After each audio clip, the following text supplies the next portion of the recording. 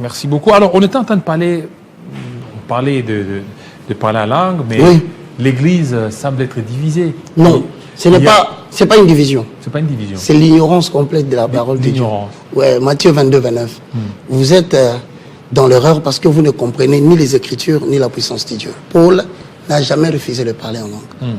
On l'appelle l'apôtre des gentils. Et on voit, ce sont des grandes églises, hein, des réveils, des églises... Et c'est très dangereux. Oui, c'est trop dangereux, qui attaquent ceux qui parlent la langue. Le parler en langue.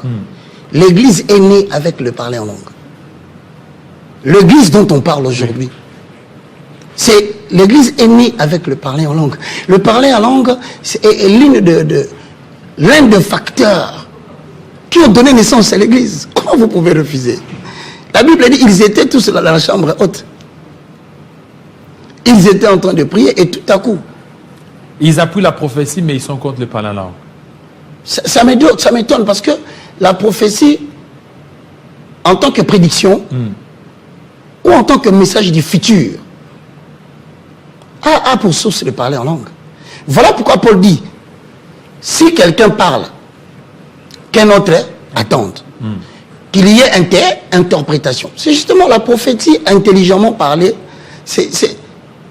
vient de l'origine du parler en langue. Le parler en langue est une expression non intellectuelle.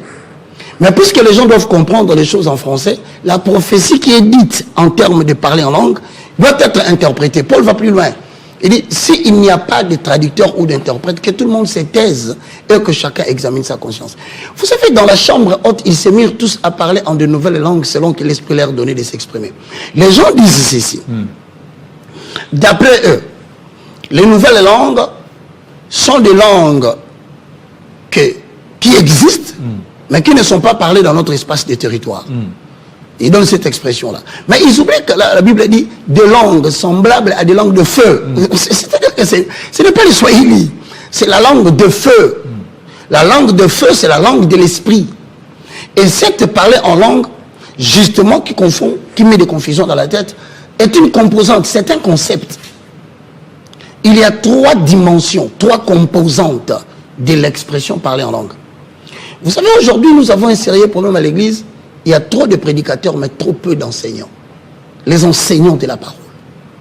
Parce que quand vous parlez en langue, quand vous dites parler en langue, c'est un concept qui a 3 grandes composantes. La première composante, c'est le parler en langue en tant que prière. Il y a des gens qui parlent en langue, en fait, qui exécutent une prière. Maintenant, dans la première composante là, c'est quoi la direction? C'est l'homme qui s'adresse à Dieu. Donc, quand tu vois quelqu'un commencer à prier, à parler en langue, 2 minutes, 3 minutes après, il s'adresse à Dieu. On dit, ça, c'est la direction de la première composante. Mais quel est l'objectif de cette prière-là?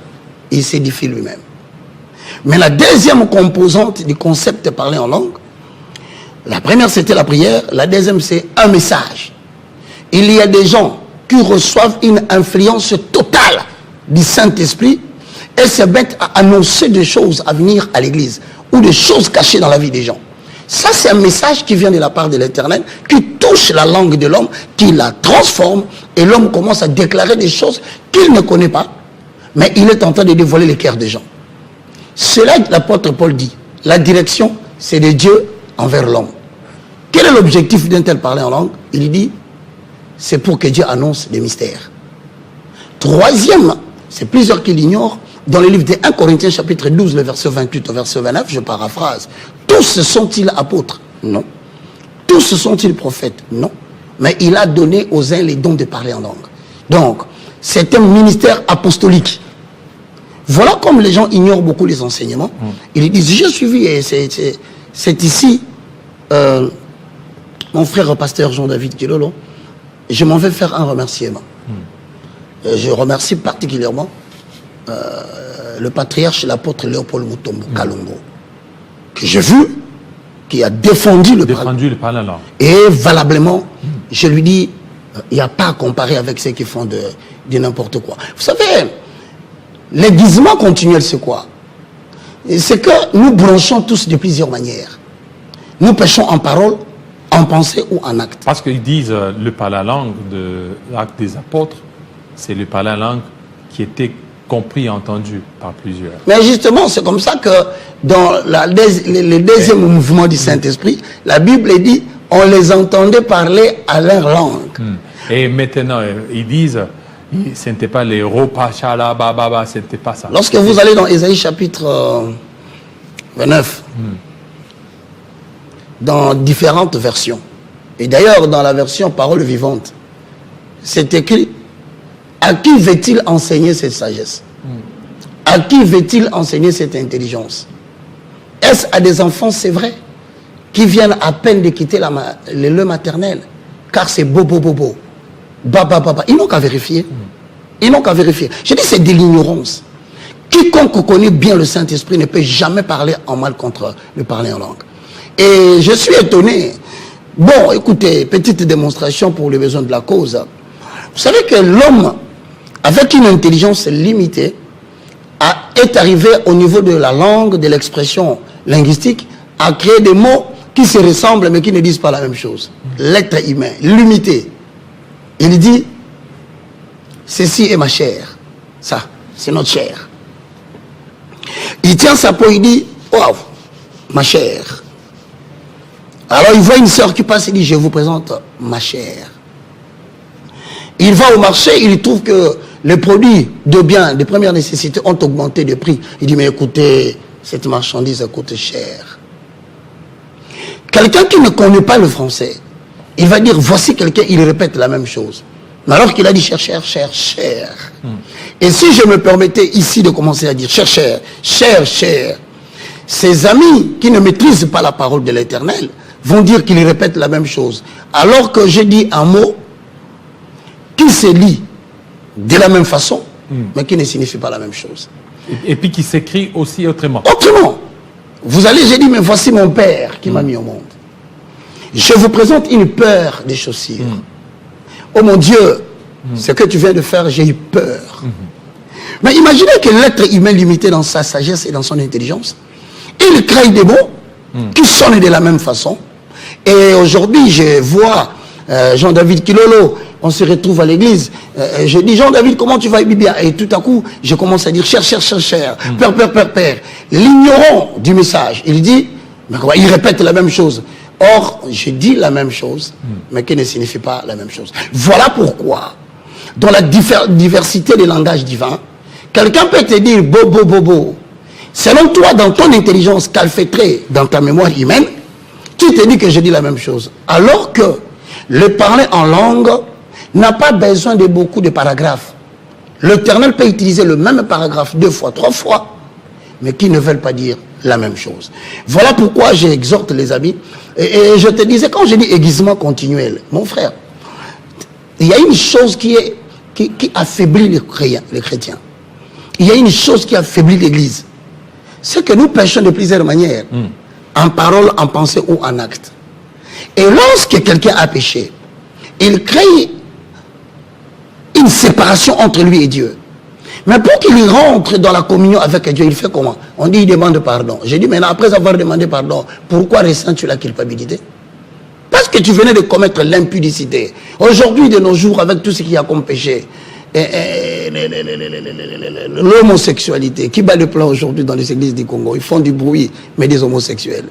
Comment ces gens-là font-ils pour qu'ils puissent retrouver la paix au niveau de la conscience? C'est le parler en langue. Le parler en langue est une arme efficace que Dieu a donnée aux chrétiens. Imagine-toi, la Bible dit, celui qui parle en langue ne parle pas aux hommes. Il parle à Dieu. Est-ce que vous pouvez blaguer avec l'interview d'un homme avec Dieu? Vous osez vous mêler des affaires qui concernent directement Dieu avec le bébé qu'il a. C'est de l'ignorance et nous les concédons. Mais avec le temps, ils vont tous parvenir à la connaissance de la vérité.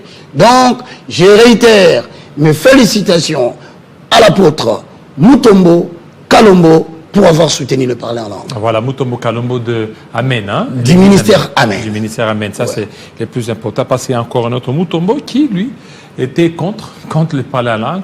Et une sortie qui a laissé un peu beaucoup de gens très inquiets. Parce que c'est parmi des gens qui ont défendu le mouvement pentecôtiste, mais commençaient beaucoup plus à s'attaquer au parler en langue. Là, ça commence... Pasteur Jean-David, comment vous expliquez quelqu'un qui croit au ministère de la Pentecôte? Oui. il renie le parler en langue. Parce que l'église a été créée par le parler en langue. Oui. Ils étaient là en train de parler en langue. Des langues semblables à des langues de feu.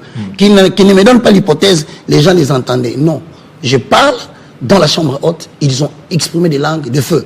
Mais comment il dit, et Paul dit, si quelqu'un parle la langue, que les autres se taisent, qu'on interprète. Et il va dans la deuxième hypothèse. Si un autre parle, qu'il y ait un interprète.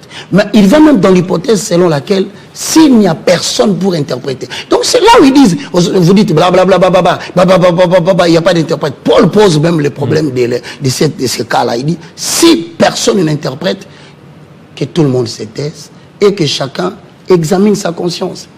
Comment vous pouvez être à la fois croyant de l'évangile, mais vous vous élevez contre les vérités des doctrines? Dites-nous, vous prêchez quel Jésus? Parce que Jésus a été expliqué clairement par l'apôtre Paul. Êtes-vous plus grand que notre ancêtre Paul qui nous a enseigné ces choses? Vous savez, hein, l'une des caractéristiques importantes pour découvrir qu'une église ne sert pas le Seigneur Jésus, c'est de régner le Saint-Esprit. Quand vous voyez une église refuser de parler en langue, prenez vos bagages, sortez. L'église est en train de régner. Il a régné à la fois. Et ils sont plus que des infidèles. Vous savez, il y a des gens aujourd'hui qui refusent la manifestation de la puissance du Saint-Esprit. Les manifestations charismatiques. Mais papa, nous sommes sous la dispensation du Saint-Esprit. Et c'est le Saint-Esprit qui donne à chacun des dons. Et les dons de parler en langue, c'est écrit dans la Bible, 1 Corinthiens chapitre 12, 28 à 29. C'est écrit dans 1 Corinthiens 14, 2, 1 Corinthiens 14, 4, 1 Corinthiens 14, 14. Sinon, pourquoi Paul dit, je rends gloire à Dieu de ce que je parle en langue plus que vous tous. Vous imaginez, Paul parle en langue, il se vante même de le parler plus que tout le monde. Mais comment les gens qui prétendent prêcher la bonne nouvelle aujourd'hui disent, bon, Matthieu 22, 29, hein, vous êtes dans l'erreur. Parce que vous ne comprenez ni les Écritures, ni la puissance de Dieu. Prions Dieu, que petit à petit, que Dieu envoie non seulement des prédicateurs en République démocratique du Congo, mais aussi des enseignants. C'est ce qui va faire croître l'Église du Congo. Est-ce que ce n'est pas aussi les abus? Parce que tout à l'heure, vous parlez des manifestations. Aujourd'hui, au nom de ces manifestations, on est en train de voir des démonstrations. Au nom de ces manifestations, on voit des noms, des gens qui sont cités en prophétie, dont Roger Baka. Ton nom c'est Baka. Baka. Et puis tu as un passeport, il donne le numéro de passeport, il donne le numéro, le nombre d'argent, le numéro téléphonique. Tout ça, ce sont des abus. On ne dit pas qu'il y a trop de manifestations et puis... Bon, que cela ne vous étonne pas. Dans Matthieu 7,15, dans Matthieu 24, dans Marc 16, ce sont les signes qui démontrent que nous tendons vers le temps de la fin. C'était prophétisé. Plusieurs faux prophètes sont entrés du milieu de vous. Donc 2 Pierre chapitre 2. Mais ça fait partie de la manifestation du Saint-Esprit. Justement, mais copier. Voilà pourquoi. Copier. Parmi les dons que le Saint-Esprit donne, lui-même le Saint-Esprit nous donne le don de discernement des esprits pour le contrôler. Voilà combien il est beau ce Saint-Esprit. Il vous donne des dons, mais il vous donne aussi un don qui vous permet de le contrôler lui, dans la manière dont il va agir. La Bible dit, il y a eu des faux prophètes. Il y aura de même parmi vous des faux docteurs qui introduiront surnoisement des sectes pernicieuses. Ça veut dire qu'aujourd'hui, l'avènement qui s'est passé dans le jardin de Dan se répète. Le serpent est venu chercher la femme. Aujourd'hui encore, les faux docteurs qui représentent le royaume de Satan viennent encore solliciter l'Église pour séduire les gens bornés à l'esprit faible, qui apprennent toujours, mais qui ne veulent pas parvenir à la connaissance de la vérité. Vous savez, le don le plus difficile, hein, pasteur, c'est le discernement des esprits. Mais je vais révéler une vérité, ça permettra à beaucoup de gens de comprendre. La prophétie, ce n'est pas la prédiction. Et la prédiction de l'avenir, ce n'est pas ça la prophétie. Il faut faire la nette distinction entre le message prophétique et la prédiction. C'est quand quelqu'un vient te dire, je vois le vendredi, telle chose va arriver. Je vois en 2026. Non, ça, ce n'est pas de la prophétie. Les gens confondent la prédiction de l'avenir à la prophétie. Et ils veulent limiter la prophétie à la seule prédiction de l'avenir. C'est la compréhension la plus bête, la plus inutile de la prophétie. La prophétie est un grand enseignement que vous ne pouvez pas comparer avec la prédiction. Tout à fait. Dans le Nouveau Testament, nous exerçons le ministère prophétique dans la déclaration ouverte de la parole de Dieu. Marc 16:16. Celui qui croira sera sauvé. Tout celui qui prêche l'évangile de la Bible est un prophète, dans le sens où il est porte-parole du message de l'Éternel. Mais voici l'abus, pour ceux qui ne le savent pas. Pasteur Jean-David, oui. Vous connaissez Samaël? Samaël. C'est un ange déchu. Oui, Enoch, dans le livre d'Enoch. Voilà. Samaël est un... Voilà. C'est une liste des prophètes, oui, qui ont été chassés du ciel après s'être joints au diable dans la rébellion.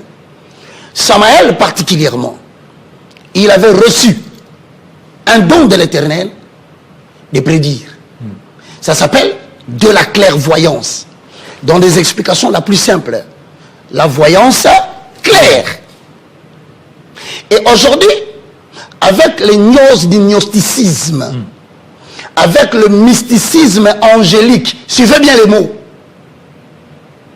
tout homme qui apporte dans l'église des saints les enseignements approfondis des anges, c'est un bosseur de l'angéologie.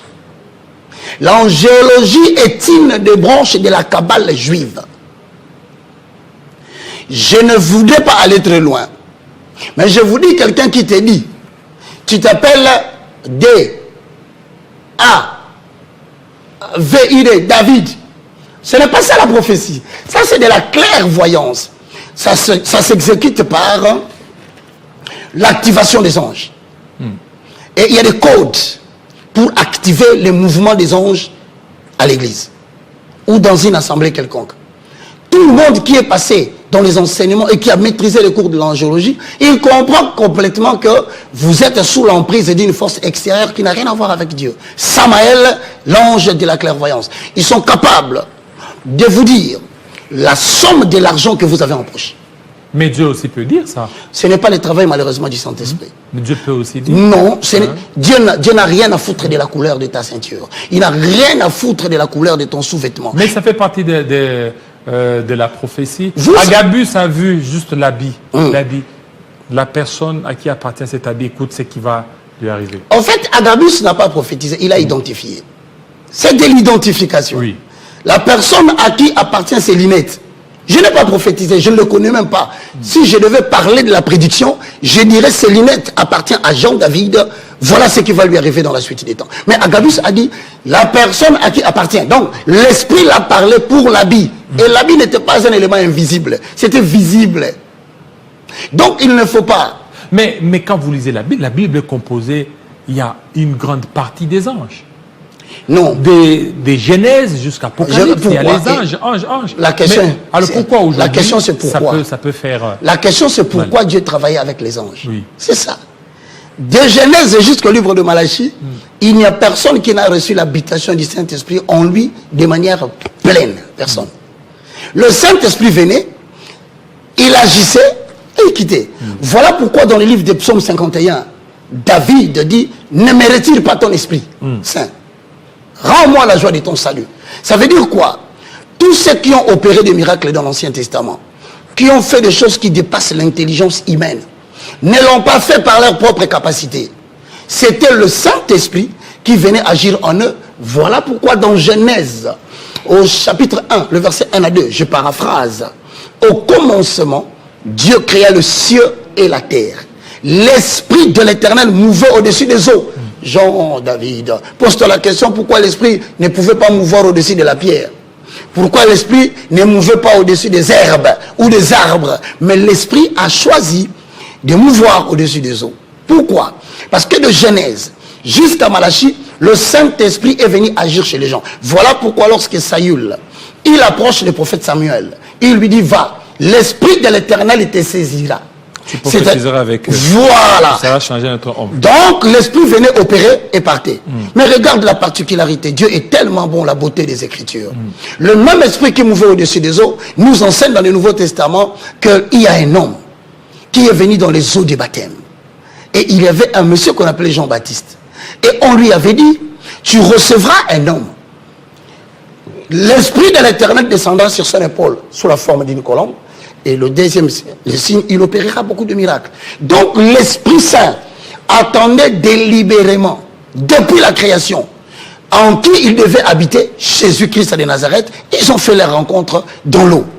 Maintenant, quand vous allez dans Jean 14, 16, confirmé par Jean chapitre 16, le verset 12 au verset 16, quand viendra le Saint-Esprit? Voilà, c'est là où tu dis que le Saint-Esprit va commencer à détecter les couleurs des poches des gens. Le Saint-Esprit va commencer à détecter les gens dans les hôtels pour dire aux gens, tu es dans tel hôtel.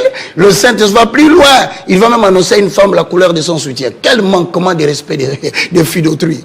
Ça veut dire tout simplement, voilà le rôle du Saint-Esprit. Mais les anges peuvent aussi continuer parce que même... Non, les anges ne peuvent pas. Dans le Nouveau Testament, Pierre a été libéré par un ange. Justement, c'est la période de transfert des enseignements. Tu verras bien, même dans cette même période-là, Jésus est mort.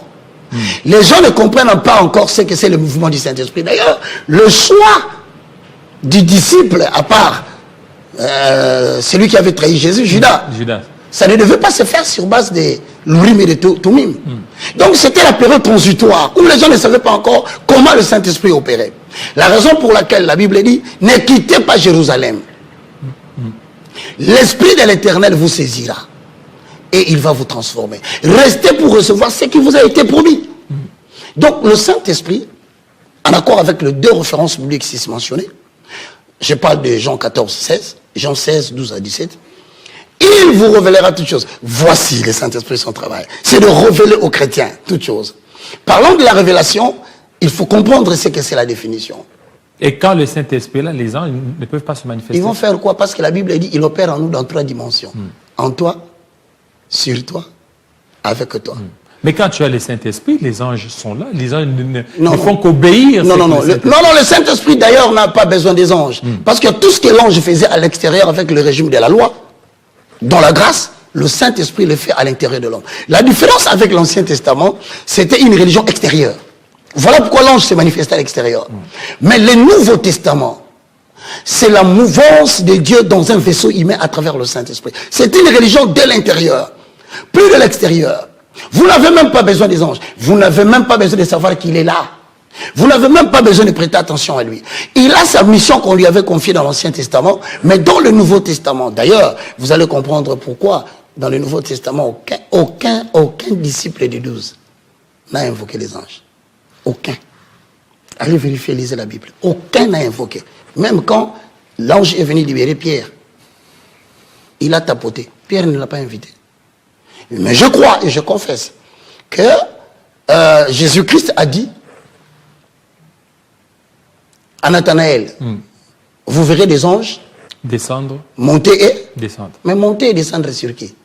Si ce n'est Jésus-Christ de Nazareth, lorsqu'il était enlevé, il a laissé une phrase, il dit, je m'en vais, mais je ne vous laisserai pas seul comme des orphelins, je vous enverrai mon esprit. Et les témoins qui étaient là, regardez les apôtres qui regardaient l'ascension de Jésus, tout à coup, une fois se fit entendre leur dire, pourquoi vous arrêtez-vous à regarder cet homme comme la même façon dont il est monté, c'est de la même façon qu'il redescendra sur vous. Donc je suis en train d'attirer l'attention. Alors quand il dit, il ordonnera à ses anges. La psaume. Voilà. 90. Voilà. Ça, c'est l'Ancien Testament qui dit dans le livre des psaumes, il ordonnera à tes anges de te protéger, de te garder, afin que ton pied... Et l'ange de l'Éternel campe tout autour de ceux qui craignent Dieu. Mais toujours, voilà, ce sont des gens qui font leur travail indépendamment de moi.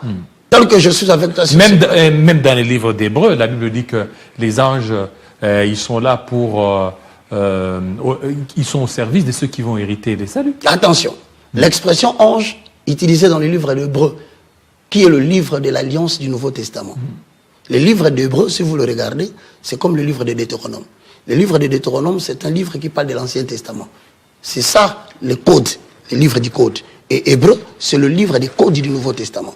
Quand on mentionne l'expression ange en ces moments-là, ça ne porte pas une même signification. C'est une tyrannie des mots. On parle, les serviteurs de Dieu, nous là, nous sommes aussi appelés les anges de l'Éternel. Donc il ne faut pas croire que ce sont des gens extraterrestres qui descendent.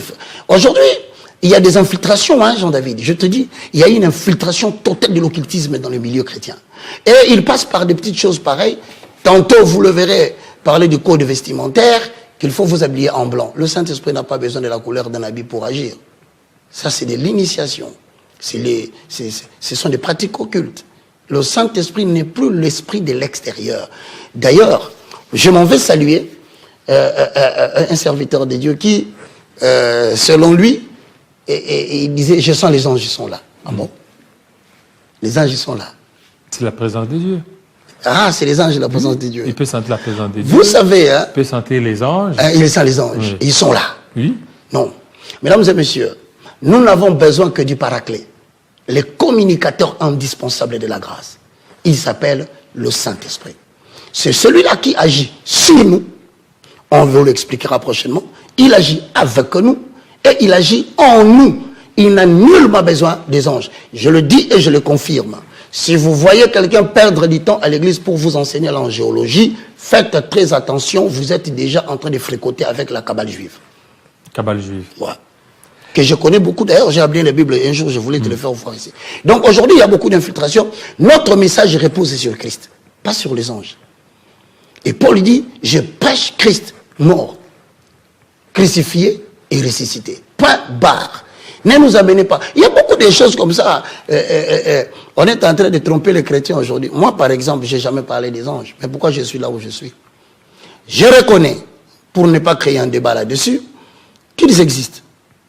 Le chrétien n'en a pas besoin parce que le chrétien est rempli par la puissance du Saint-Esprit. Mais il y a des anges gardiens. Est-ce qu'il y a des anges gardiens? Non, la Bible dit marchez selon l'esprit. Marchez selon l'esprit et vous n'accomplirez pas les désirs de la chair. L'ange gardien, il viendra faire quoi avec moi? Non, ils sont là en train d'assurer leur protection. Non, c'est faux. C'est faux. L'ange gardien qui garde les enfants, qui te garde, ce sont des faussetés, ce sont des messages. Vous savez, aujourd'hui, hein, je vous ai dit qu'il y a une très forte infiltration de l'occultisme dans le milieu chrétien.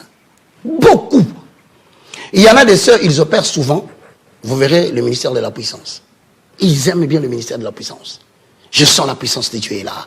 Quelqu'un va tomber. Mais tomber, se réveiller, ça n'a pas d'importance. Voici quelques références bibliques. Je le dis pourquoi? Parce que Ézéchiel 33, 11 dit, dis-leur, ce que Dieu veut, c'est que vous ne puissiez pas mourir. Que vous puissiez vous repentir afin que vous soyez sauvés. 1 Corinthiens chapitre 3, le verset 16. Ne savez-vous pas que vos corps sont les temples du Saint-Esprit et que l'Esprit de l'Éternel habite en vous? Où sont les anges? Nul n'a dit, ne savez-vous pas que vos corps sont les temples des anges? Non. Le corps humain, c'est le temple du Saint-Esprit. Il va plus loin.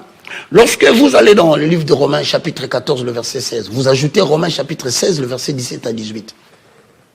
Vous comprenez qu'il y a des gens qui viennent nous enseigner des fausses doctrines. Je m'inscris en faux et je demande à quiconque. Regarde, tu vois tous ces gens-là, lorsque vous les suivez, voici les manifestations. Dès que vous commencez à suivre ces gens qui parlent abusivement des anges, des anges, c'est alors tout à coup que vous vous rendez compte à la maison, chaque nuit, vous avez des femmes de nuit et des maris de nuit. Parce que ces gens-là sont des poupées de Lucifer. Quand vous suivez leur message, ce sont le venin du serpent que vous êtes en train d'avaler. Tout à coup, vous êtes venu bien, avec vos moyens. Cette histoire des anges finira par vous ruiner, jusqu'à ce que vous allez devenir très pauvre. Et plutôt que de vous repentir, de régner aux œuvres mortes, vous allez devenir plus impudique. Avec les anges. Mais ce sont des enseignements qui font entrer des esprits négatifs dans le corps de l'homme. Qui connaît ces anges-là? Qui les a vus? Où est-ce que c'est écrit? Ils vont habiter dans l'homme. L'homme est le temple du Saint-Esprit. Mesdames et messieurs, qu'on ne vous enseigne pas tout. La Bible dit, montrez-nous seulement l'agneau. C'est là, tout suffit. Alors, vous êtes là, l'Église, aujourd'hui, on l'a vu, même au niveau de la politique, l'Église prêchant le changement de la Constitution, n'est-ce pas là aussi une déviation de l'Église? Bon, tout à fait raison, parce que le message du christianisme repose sur Jésus-Christ de Nazareth. En accord avec Ephésiens, chapitre 4, le verset 11 à 12. Il a fait aux uns comme apôtres, aux autres comme prophètes, pasteurs, évangélistes, docteurs. Mais le but, c'est le perfectionnement de ça. Autrement dit, en latin, cathartismos. C'est-à-dire, détecter les talents qui sont dans les gens qui sont venus dans la maison de l'Éternel, doter ces gens-là de l'enseignement pour amener leurs dons à la maturation et le mettre au service de l'Église ou au service de la nation. Mais quand vous dites qu'un serviteur de Dieu se serait tenu sur... Je ne sais pas si vous avez un exemple pratique, hein, qui se serait tenu devant la chair et il a prêché les changements de la Constitution. Excusez-moi, je n'ai pas encore vu. À moins que vous ayez un exemple. Vous n'avez pas vu? Non, non, je ne l'ai même pas entendu. Les hommes qui ont prêché les changements de la Constitution? Devant la chair. Au Congo, je n'ai pas encore vu. Et J. Bamapia n'a pas parlé de la... Puisque vous parlez de J. Bamapia, l'archevêque, président. Non, non, non. Il n'a pas parlé devant la chair. Il a parlé où? Il avait une activité pour la coalition citoyenne de la nation. Et le jour de la manifestation, un jour avant, ils vont recevoir une lettre qu'il fallait délocaliser parce que le gouvernement provincial a interdit les manifestations publiques. Pour délocaliser, il va faire un discours. Et il annonce à tous. Comme nous sommes à la veille d'un jour, nous ne savons pas délocaliser la réunion qui devait se tenir en public pour parler politique. Et ne pas rater le programme, il revient à dire, nous allons nous retrouver au temple. C'est là où nous allons tenir notre activité parce qu'on aura besoin de moyens surprises pour tenir cette manifestation. Et dans la coalition citoyenne de la nation, ils discutent de grands thèmes et des sujets qui engagent l'avenir de la République. Vous n'allez pas les empêcher de le faire. Retrouver à l'église, devons-nous à ce moment-là, question, logiquement parlant, changer le discours, que ce ne soit plus la coalition citoyenne, puisqu'on se retrouve dans les temples. Ça va m'étonner, tous ces gens qui sont en Europe, ils le savent bien, que vous pouvez aller aujourd'hui, à Paris, 7e, 8e, vous trouvez des bâtiments qui, à la fois, le matin est un restaurant, à 12h amphithéâtre, à 15h salle de fête, à 18h salle de culte. En sorte que Dieu n'habite pas dans les maisons construites des mains des hommes. C'est à cette occasion-là qu'il s'est retrouvé là. Et je vous l'ai dit, sans les défendre. C'est ce qui s'est passé. Oui, mais il y a un autre pasteur qui parlait, qui allait dans le sens de réviser la Constitution, jusqu'à aller parler d'une déviation, disant que non, il faut changer cette Constitution. Dans la même Constitution, il y a une disposition qui parle et qui dit que vous devez céder une partie des votaires. Bon. Dans une prédication. Là, je me rappelle, tu as raison. Dans une prédication. Je me rappelle, j'ai cru entendre parler d'une histoire pareille. Tout ce que nous pouvons dire aujourd'hui, nous demandons au pasteur, pasteur, chers collègues, amis, serviteurs de Dieu, vous ne pouvez pas utiliser la chair pour des fins politiques. Vous ne pouvez pas prendre la matière de changement de la Constitution, commencer à en parler à l'Église, et c'est là pendant les sermons. C'est un péché trop grave, et vous divisez la maison de l'Éternel. Pourquoi? Parce que dans l'assemblée locale, il y a les gens du PPRD. Il y a les gens de... C64. C64 et surtout. Et je salue Bolodjoa qui a refusé de se joindre à ces gens-là. Parce qu'il en connaît deux qui bouffent l'argent du pouvoir. C'est ce qu'il a dit. Et donc, il y a les gens de l'IDPS. Il y en a beaucoup. Voilà quelqu'un qui met en péril l'œuvre de la croix. Mon frère, vous savez, pendant les élections de 2019, il y a eu des choses à l'étranger. Il y a des familles qui ont été disloquées avec les deux candidats majeurs, Félix Tshisekedi, Tshilombo Antoine et Martin Fayoulou. Des familles se sont divisées. La politique divise et vous ne pouvez pas l'amener dans la maison de l'Éternel. Regarde l'Église catholique, pour ne pas parler seulement de ces pasteurs-là. Ici, à Lubumbashi, au Katanga, on suit.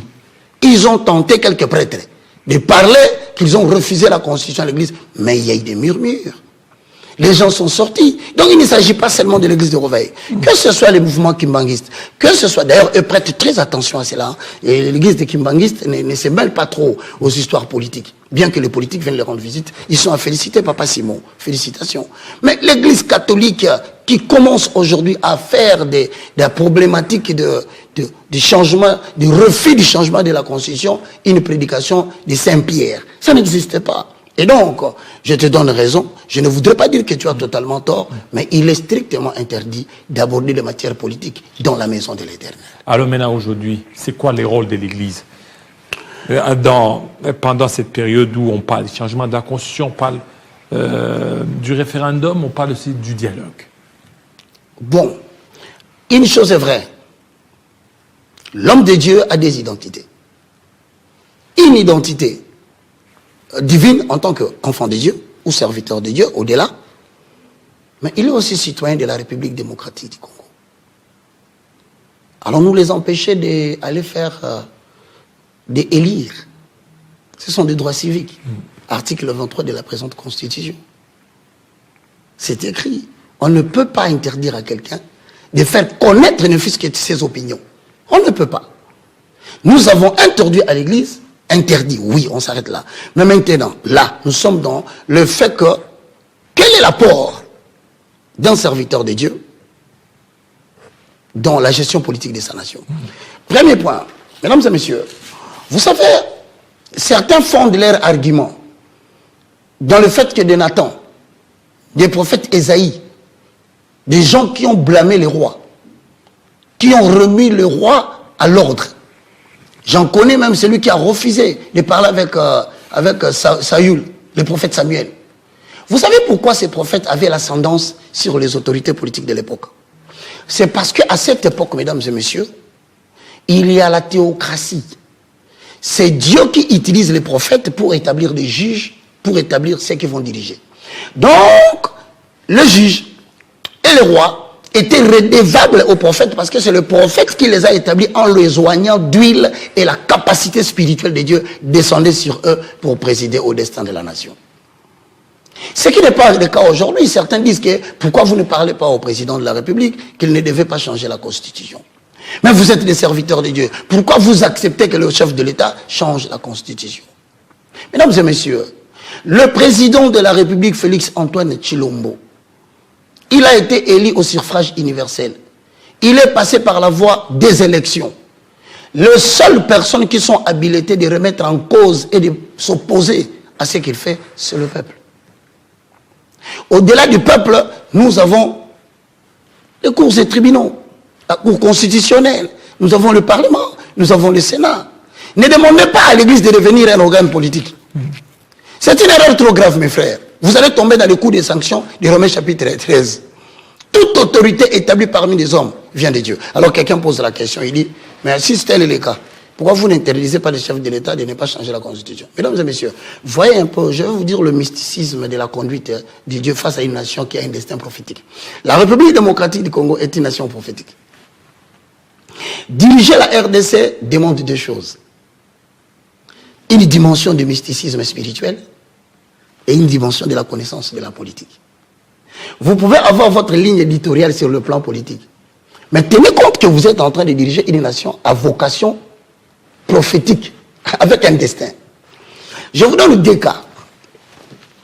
Le premier cas, dans la Bible, dans la jurisprudence, nous sommes dans les livres, vous me permettez, papa, oui, rapidement, allez-y. Nous sommes dans les livres de 1 Samuel, chapitre 8, le verset 1 à 7. Vous qui êtes à la maison, lisez, moi je vais paraphraser. Lorsque Samuel est devenu vieux,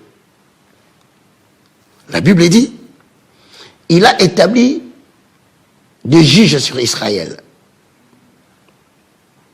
Il y avait deux fils. Et ces deux fils, l'un était nommé à Abijah et l'autre était juge à Beersheba. Donc, le mode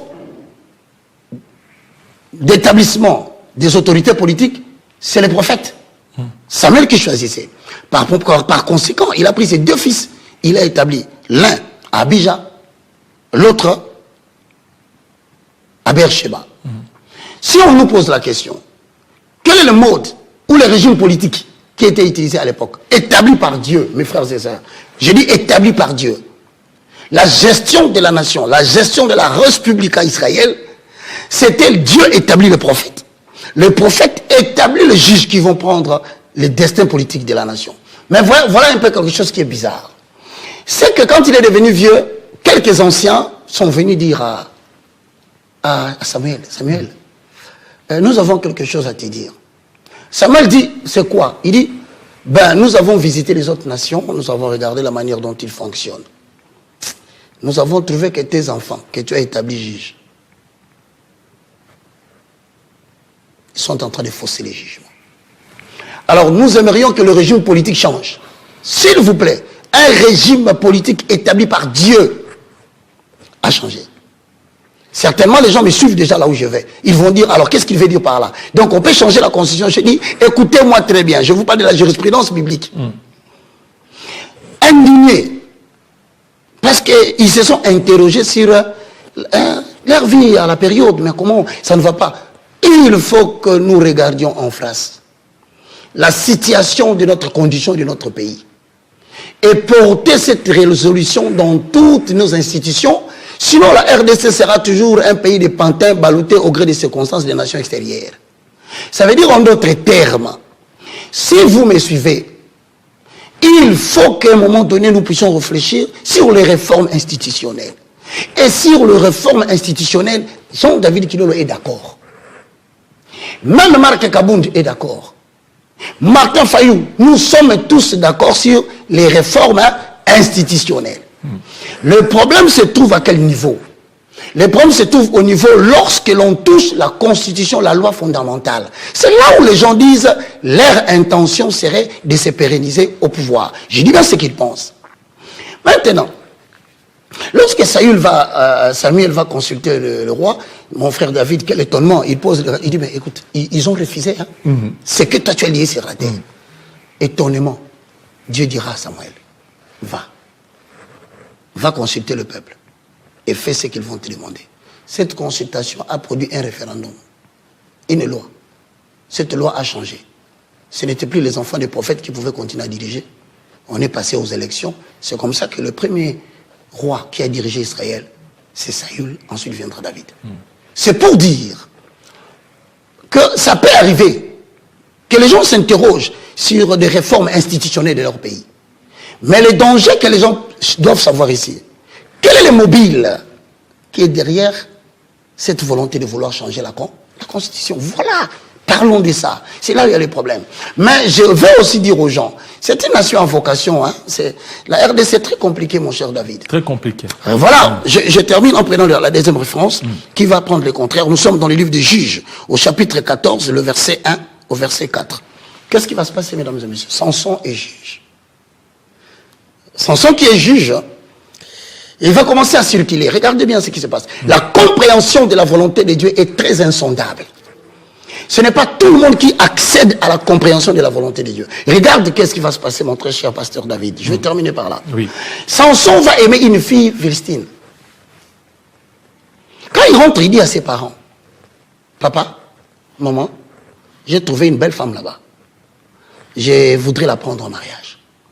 Le papa de Samson, Samson qui signifie 107, lever du soleil, comme pour dire il était temps que Dieu puisse libérer Israël de l'oppression des Philistins. Mais cela a été incarné par un homme qui portait un nom. Qui pouvait comprendre la volonté de Dieu avec les noms qu'il avait donnés? Qui pouvait comprendre que plusieurs années, 40 ans, Israël était sous l'oppression des Philistins, comme la RDC est sous l'oppression du Rwanda à l'Est. Et cet homme qu'on appelle Samson va prendre une fille là-bas. Son papa lui dit, n'y a-t-il pas de belles femmes ici pour que tu ailles chercher une fille parmi les Philistins? Voilà les rapports du verset 4. Même son père, même sa mère ne savaient pas que cela venait de l'Éternel, parce que Dieu cherchait un moyen pour entrer en conflit avec le Philistin. Et c'est arrivé effectivement ce conflit. Donc, je ne pense pas que c'est le bon moment pour être conseiller de chef de l'État. Cette période. Ce n'est pas le bon moment. Parce que, attention, Dieu peut brûler le cœur de quelqu'un pour créer un incident qui va le faire partir au pouvoir. Ça peut arriver. Je ne dis pas que c'est le cas. En sorte que je demanderai aux conseillers, je demanderai aux pasteurs. Les foi de l'Éternel sont insondables. Mon frère, jusqu'à preuve du contraire, Jean-David, moi, Roger Baka, je n'ai pas encore eu la réponse de l'Éternel au sujet du mécanisme de changement de la Constitution. Je n'ai rien entendu. Dieu, est-ce qu'il veut cela? Est-ce qu'il ne le veut pas? Moi, Baka, je n'ai pas encore une conviction pareille. Mais je ne veux pas dire non plus que puisque moi je ne l'ai pas, que les autres ont commis une erreur d'accepter cela. Mais voilà ce que je demanderai. Vous savez, c'est une grande décision, le changement de la Constitution. Mesdames et messieurs, frères et sœurs dans le Seigneur. Chers pasteurs, nous devons rassurer l'avenir de la RDC et protéger le chef de l'État. Je demanderai humblement aux autorités qui nous dirigent, c'est bien, c'est une bonne idée de vouloir changer la Constitution. Mais est-ce qu'on ne peut pas consulter l'oracle? Est-ce qu'on ne peut pas consulter l'Éternel pour cela?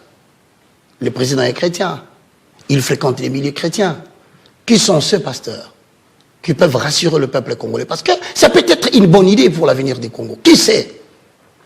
Consultons l'Éternel. Trouvez en vous 10 pasteurs, 20 pasteurs. Mais pourquoi c'est si facile pour vous d'en parler, mais c'est si difficile pour vous d'accepter d'aller consulter d'abord Dieu? Et si ces gens-là reviennent, ils nous disent, Dieu veut le changement de la Constitution, nous nous embarquons sans hésiter. Mais si personne de tous ces gens, serviteurs de Dieu, qui pensent qu'ils ont raison d'accepter le changement de la Constitution, sachez que nous sommes en train de préparer un chaos incroyable, parce que la Bible dit, maudit soit quiconque traite une alliance sans faire appel à moi l'Éternel. Alors, merci beaucoup. Je vous ai reçu la fois dernière, vous avez parlé d'une structure. Oui, c'est la structure vision prophétique et charismatique du Congo. Alors, il y a les dialogues qui s'annoncent. Et quelle est la position de votre structure? Rien que par cette question, je salue l'initiateur de ces grands projets, Charles Mutondo. Charles Mutondo. Ouais. Le prophète. Voilà. Celui qui a donné... C'est lui l'initiateur. Mais c'est lui qui avait donné des scores un peu... il est passé à côté. Ah oui, mais ça c'est une plateforme. Là c'est son ministère. Son ministère. Nous sommes dans une plateforme. Ah ok.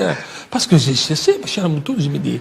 non, il faut que les gens apprennent à faire la différence Charles entre... Mutondo, non, Dieu m'a dit, la RDC sera en demi-finale. Voilà. Ah, c'est lui. Des choses, hein, des pronostics pareils. Des pronostics. Là c'est son ministère. Il a un ministère à Kitambo, vers Kwado.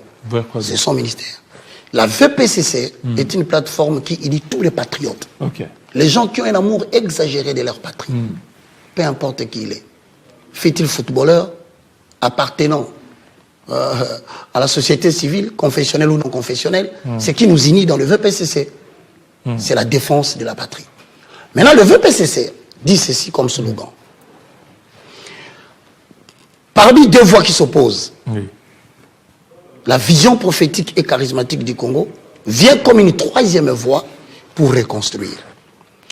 L'objectif à poursuivre en tant qu'une plateforme patriotique, c'est de prendre les desiderata, les décisions de l'autorité publique, de les expliquer à la population et de récupérer la volonté de la population pour les ramener aux autorités. Donc, nous sommes dans une structure neutre. Ce qui nous tient à cœur, on ne peut pas détruire la RDC parce qu'on n'est pas d'accord. Donc la VPCC, aujourd'hui, partout, dans notre province, les gens commencent à comprendre, voici une structure où les chrétiens devaient adhérer. Parce que là, on ne parle pas politique. On ne fait pas la promotion d'une autorité politique. Dans la VPCC, on est en train de dire aux chrétiens que nous devons nous unir, préserver l'intégrité. Aujourd'hui, quand vous parlez du changement de la Constitution, la VPCC dit quoi? La VPCC dit, il n'est pas une interdiction que chacun puisse discuter sur les grandes questions qui engagent l'avenir de leur patrie. Mais la VPCC dit, c'est quand vous voulez comme autorité, doit être bien compris par la population. D'où, il faut que la VPCC descende au niveau de la base, expliquer ces gens-là.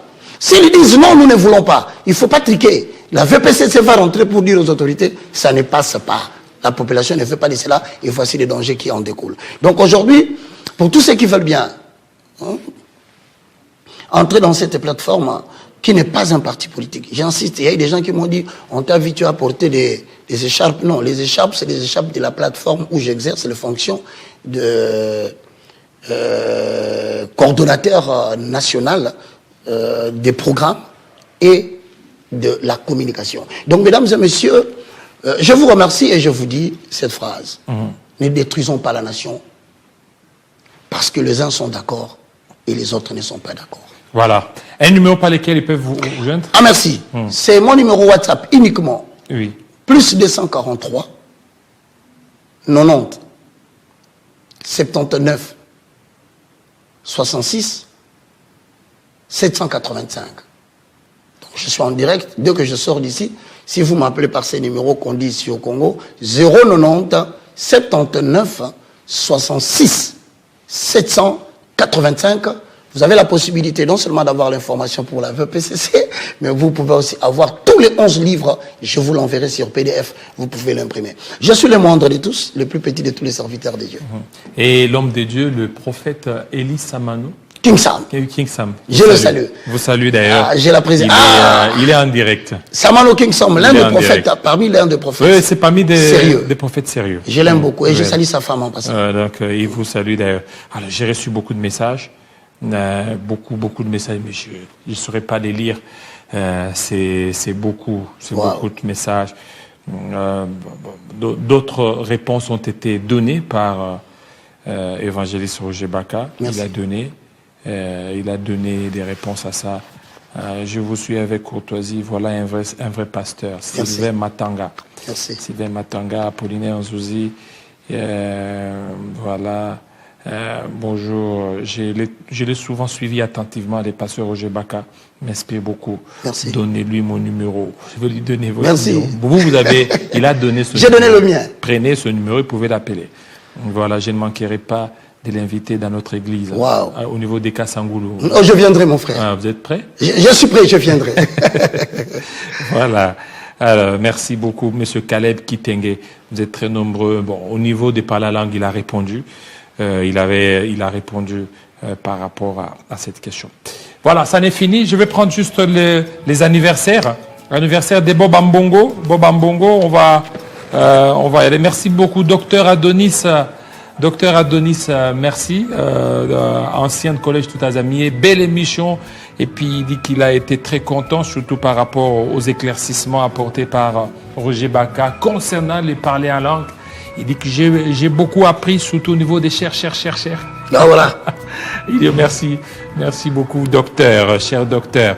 Alors, Bobambongo qui souhaite un heureux